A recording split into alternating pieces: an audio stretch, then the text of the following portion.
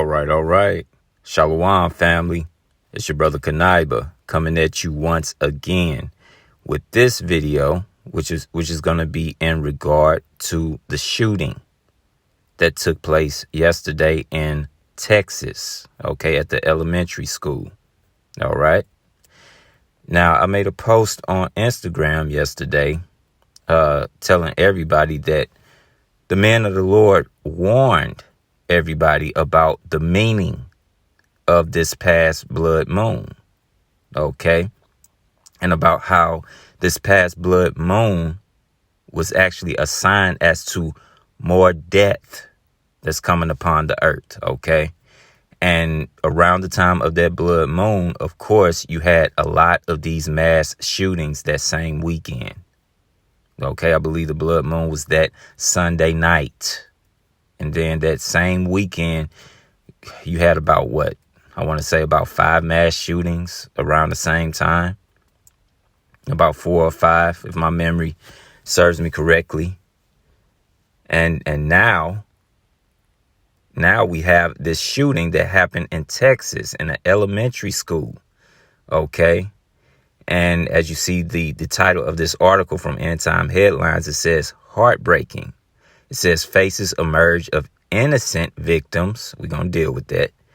Innocent victims of elementary school shooting. Okay. So what I want to do is give my take on the situation, looking at this from a spiritual vantage point. Okay. Looking at this from a biblical vantage point. All right. Because again, this whole thing it's judgment. OK, and I know that's a hard pill for a lot of people to swallow because there are children involved. OK, but what you got to understand, and we're going to get into the scriptures, is that nobody dies innocent. OK, not even children. All right. And one might say, well, what did these children do to deserve this? And this, that, and the third. Well, we'll get into that. But this is judgment. And when you look at everybody that was murdered on that day, the vast majority, if not all, were Israelites. OK, looks as if they are from the northern kingdom. OK, so the Lord is starting at his own house regarding judgment. OK, now to shed light on Esau. Okay, the scriptures say that we are not to be ignorant of Satan's devices. Okay, so what Esau is going to do, and you already see it coming into fruition, he's going to take this situation along with all the other mass shootings that's happened within less than a month apart of each other. He's going to take these situations to, come down on the gun laws. OK, he really wants to take the guns away from the citizens. OK, because it'll be easier for them to implement martial law. OK, and have no resistance, so to speak. OK, no type of lethal resistance. OK, so they're using these situations to, to try to demonize those who want to carry guns. OK, you already see it coming into fruition, and we're going to look at the news report to validate that. OK, and it's very little doubt in my mind that Esau, he orchestrated, this shooting. Well, the whole thing is orchestrated by the Most High. OK, but, again, he uses whom he'll use to get, his will to be done.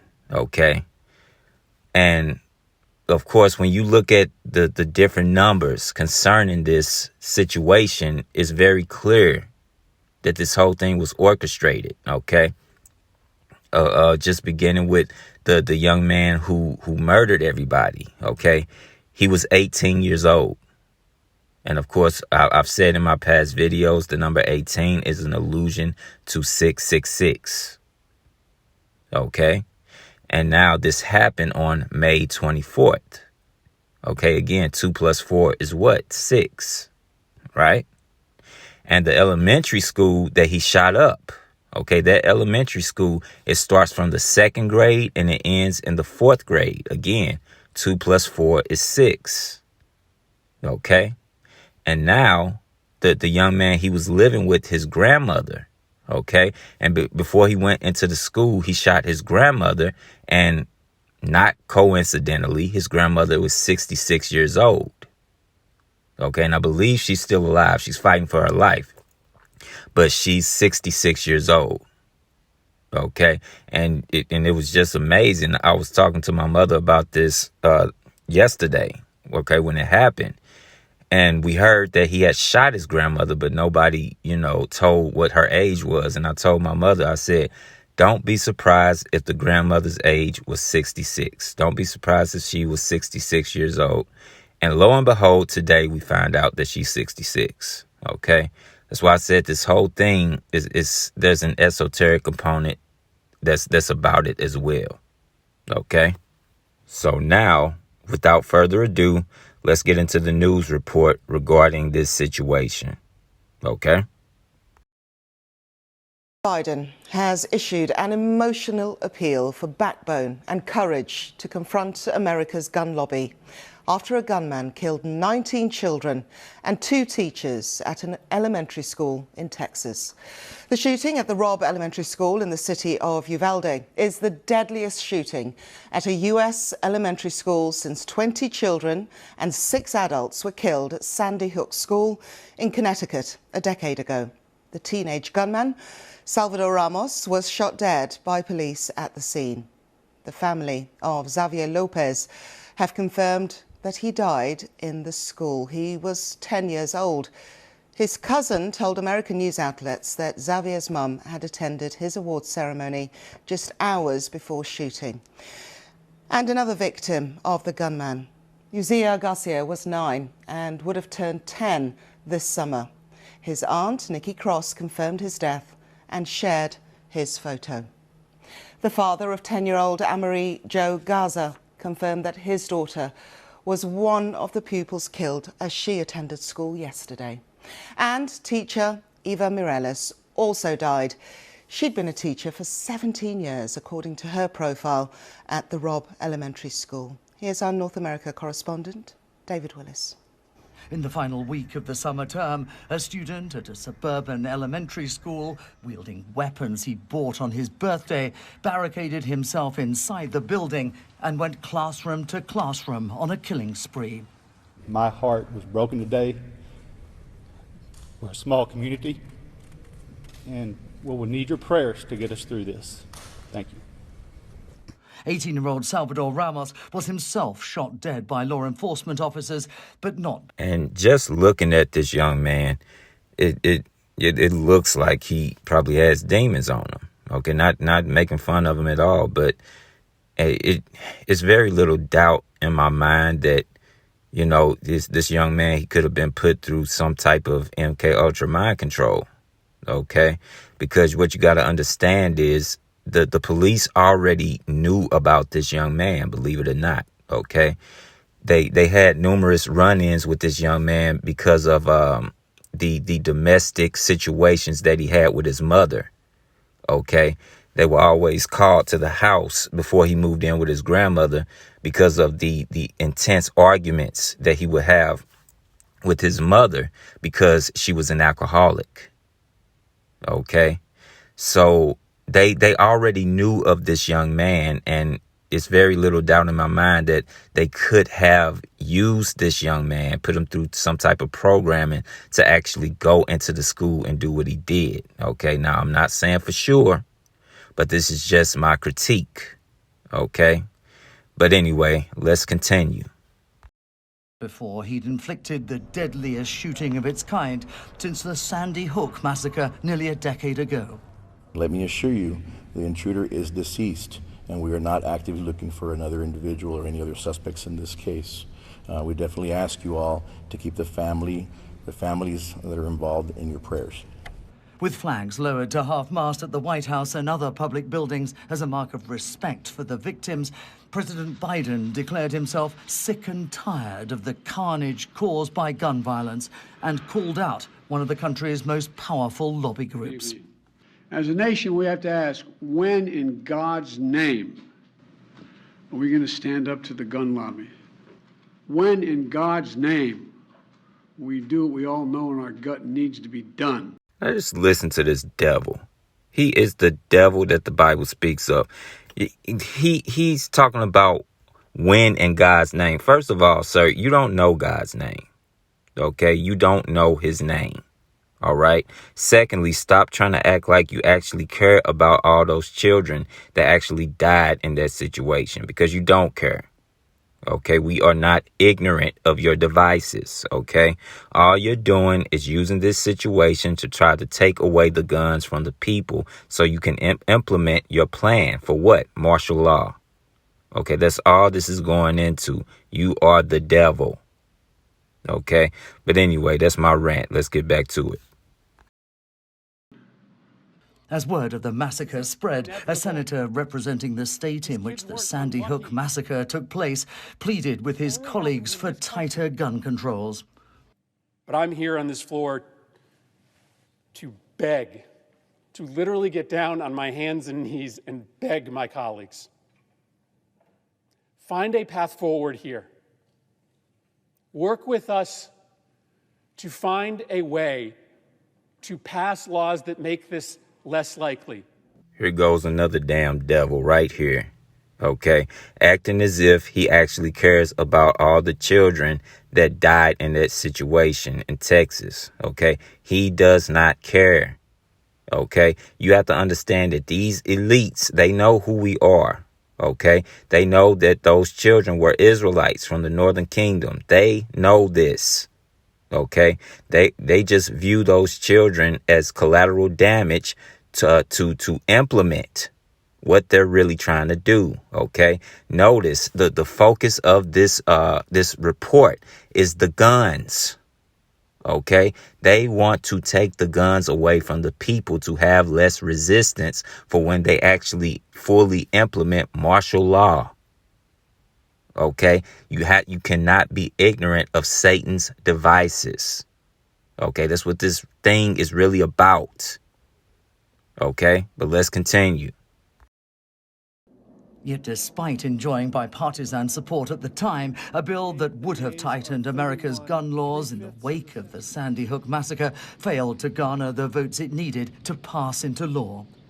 And there remain those who bitterly oppose any legislation that could compromise Americans' constitutional right to bear arms.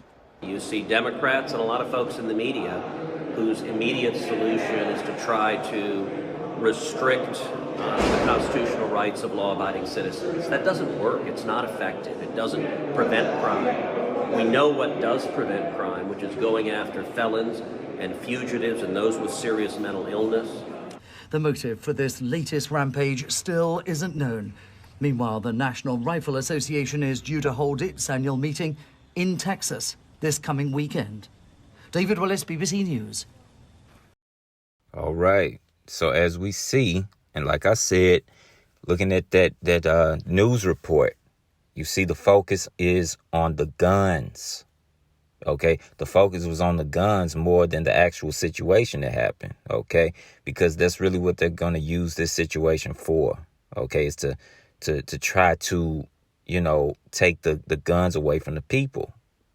OK, but, getting back to the actual situation, looking at this headline, the headline of this article from End Time Headlines, it says heartbreaking.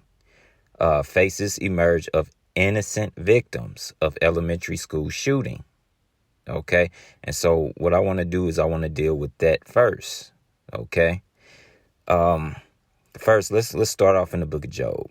OK, so this is the book of Job, chapter 4 and verse 7, and it reads, "Remember, I pray thee, whoever perished being innocent, or where were the righteous cut off?" So again, a rhetorical question is being asked here. OK, and the rhetorical question is what? Whoever perished being innocent. OK, and the answer is no one. Now, of course, you have Yahweh Shai. OK, now he was innocent. Okay.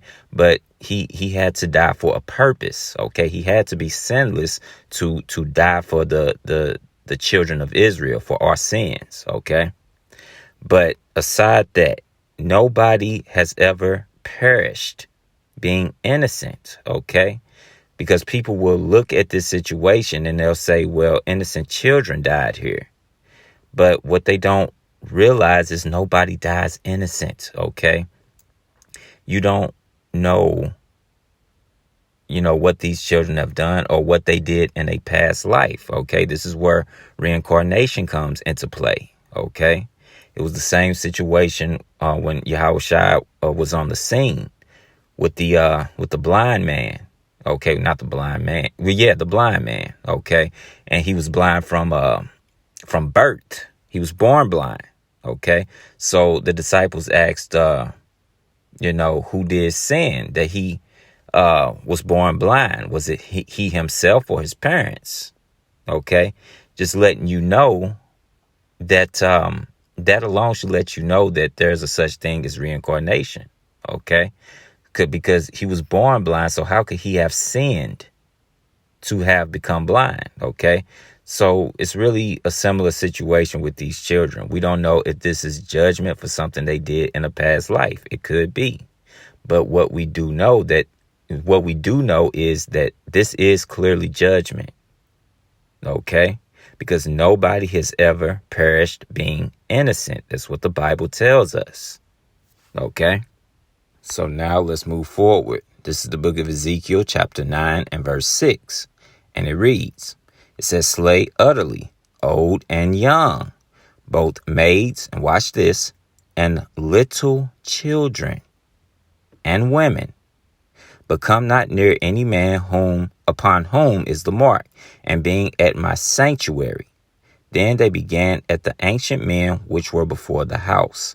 Now, the point in this is it says to slay utterly little children. Okay, the Most High Yahweh, he is not a respecter of persons.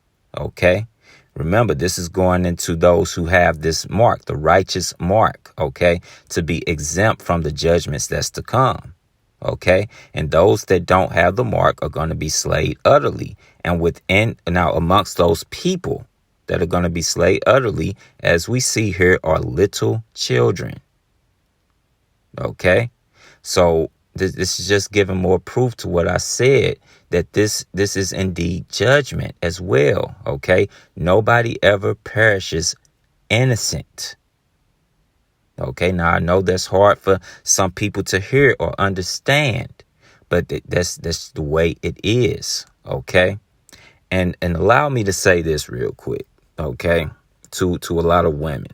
Okay, a lot of women may have a problem with me saying that.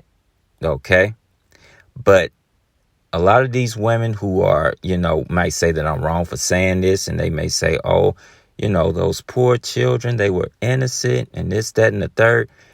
These are the very same women who are out there supporting these abortion laws. Okay, they're pushing for abortions. Okay, to murder, coincidentally, innocent children, innocent babies. Okay, you are a hypocrite. Okay, all you women, you show sympathy for what happened at this elementary school, but yet you want the right to murder your own children. Okay, you are no better than that 18-year-old that was pulling the trigger yesterday on all those children. Okay, if you support abortion. Okay, but just to get back to what I was saying, regarding the children that died at the school. Now, when you look at this from, a two-dimensional level or a carnal level, yes, it's sad what happened. These were children. Okay, your heart goes out to them and their families. But the scriptures tell you that he that is spiritual judgeth all things. Okay, so you have to look at everything through a spiritual lens. Okay, and when you look at this spiritually, you know that this is judgment, and nobody ever perishes being innocent. Okay, a lot of times we have to put our feelings aside and deal with and judge things spiritually. Okay, feelings aside. All right. So now let's look at another aspect of this, because, people like to argue about, that Hispanics and Native Americans are not Israelites. Again, those are idiots, if I have to say so. They are Israelites, okay, without a shadow of a doubt, because they fall under the curses as well. Okay. Now, notice throughout this whole situation that a father is not mentioned. Okay, dealing with the young man who shot up the school. Okay, no father was mentioned. Okay, but when you do your research, you read about a grandmother, and you read about his mother. Like I said, his mother was an alcoholic. Okay, but no father is mentioned, as far as I know. I could be wrong. Okay, but this just simply goes into the curses of Deuteronomy 28. Okay, let's take a look at this. This is Deuteronomy chapter 28 and verse 54, and it reads, "So that the man that is tender among you and very delicate, his eye shall be evil towards his brother, and toward the wife of his bosom, and toward the remnant of his children, which he shall leave." Okay, so this is going into what? Single mother households, which is an epidemic among so-called blacks, Hispanics, and Native Americans. Okay, and again, you don't hear about a father dealing with this young man. Okay, it's showing how important righteous fathers are in the household. Okay, because this young man, of course, is a product, or as far as we know, is a product of a fatherless home. Okay, let's take a look at this. Let's move forward. This is Deuteronomy chapter 28 and verse 56, and it reads, "The tender and delicate woman among you, which would not adventure to set the sole of her foot upon the ground for delicateness and tenderness, her eye shall be evil toward the husband of her bosom, and toward her son, and toward her daughter." Now, why did I go here? Okay, because remember I said when you do your research, the police already knew about this young man because of the domestic situations that was going on between him and his mother, because his mother was an alcoholic. So they were always arguing, okay, intense arguments. Okay, but again, this is just going into the curses about how the mother, her eye would turn evil towards her children, her son and her daughter. Okay, so the quote unquote Hispanics, they are Israelites. They fall under these curses just as well as the Negroes do, the so-called Negroes. Okay, and as we know, these curses are a sign as to who we are. Okay, so I didn't want to make this video too long. And of course, I got to be at the plantation here in a bit. So I'm going to bring this video to a close. And of course, and as always, I want to give all praises, honor, and glory unto Yahweh, Bahashem Yahushai, Bahashem Ruach Wadash. I want to thank all you brothers and sisters for tuning in. I hope this video was informative and edifying. And until next time, Shalom, family.